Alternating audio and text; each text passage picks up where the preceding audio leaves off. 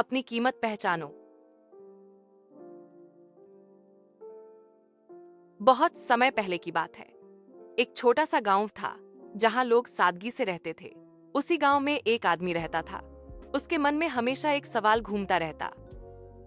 आखिर इंसान की असली कीमत कितनी होती है? क्या हम सचमुच इतने खास हैं जितना हमें माना जाता है? कोई गरीब है तो उसकी कीमत क्यों कम समझी जाती है? कोई अमीर है तो उसे इतना बड़ा क्यों माना जाता है? इसी उलझन में वह एक दिन भगवान बुद्ध के पास पहुंचा। उसने हाथ जोड़कर आदरपूर्वक कहा, भगवान, मुझे समझाइए, इंसान की असली कीमत क्या होती है? आखिर जीवन का मूल्य कितना है? भगवान बुद्ध ने उसकी आंखों में देखा और मुस्कुरा दिए। वे बोले, अभी तुम्हें इसका जवाब सीधे सीधे देने से तुम समझ नहीं पाओगे। मैं तुम्हें एक काम देता हूं। यह कहकर उन्होंने अपनी झोली से एक चमचमाता लाल रंग का पत्थर निकाला। पत्थर सूरज की रोशनी में चमक रहा था। बुद्ध ने कहा, इसे लो और शहर जाकर लोगों से इसकी कीमत पूछो, लेकिन ध्यान रखना, इसे किसी भी हालत में बेचना मत। आदमी ने पत्थर लिया और चल पड़ा। सबसे पहले वह शहर के बाजार में पहुंचा। वहां संतरे बेचने वाला बैठा था। उसने पत्थर उसकी तरफ बढ़ाया और पूछा, भाई बताओ, इस पत्थर की कीमत कितनी होगी? संतरा वाला हंसते हुए बोला, अरे वाह, ये तो बड़ा चमकीला है। मुझे अच्छा लग रहा है। देखो, मैं तुम्हें 12 संतरे दे देता हूं और बदले में यह पत्थर मुझे दे दो।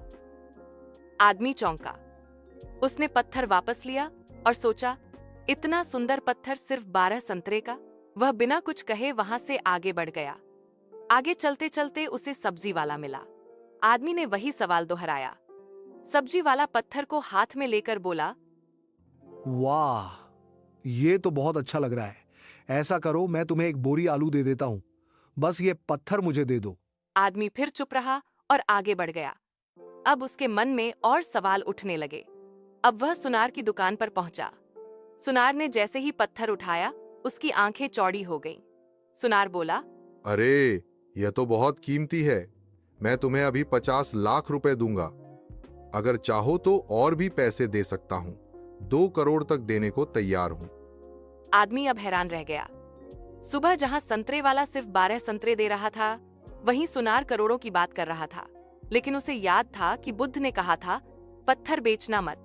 इसलिए उसने सुनार को भी मना कर दिया और आगे बढ़ गया। अब वह एक बड़े जौहरी के पास पहुंचा। यह जौहरी हीरे जवाहरात का बड़ा जानकार था। जैसे ही उसने पत्थर को हाथ में लिया, उसके चेहरे पर चमक आ गई। उसने बड़ी उत्सुकता से कहा, अरे, यह तो बेशकीमती रूबी है। इसकी कीमत का अंदाजा भी लगाना मुश्किल है। चाहे सारी दुनिया का सोना चांदी भी इकट्ठा कर लो, तब भी इसकी असली कीमत नहीं चुकाई जा सकती। आदमी की आंखें फटी की फटी रह गईं। वह दौड़ता हुआ वापस बुद्ध के पास पहुंचा। उसने सारी बातें बता दी। कैसे संतरों वाला सिर्फ 12 संतरे देने को तैयार था, सब्जी वाला आलू की बोरी, सुनार करोड़ों रुपए और जौहरी ने तो इसे अनमोल कहा। फिर वह हाथ जोड़कर बोला, भगवान, अब समझाइए, इसका मतलब क्या है? एक ही पत्थर की कीमत सब जगह अलग अलग क्यों निकली? बिल्कुल ठीक, यही तुम्हारे सवाल का जवाब है। इंसान की कीमत इस पर निर्भर करती है कि वह किसके पास और कहां जाता है। जो लोग उसकी कद्र करना जानते हैं, वही उसकी असली कीमत समझेंगे। अगर तुम खुद को उन लोगों के बीच ले जाओगे जो तुम्हारी अहमियत नहीं समझते, तो वे तुम्हें संतरे और आलू के बराबर ही आंकेंगे। लेकिन सही जगह पर जाओगे तो लोग तुम्हें अनमोल मानेंगे।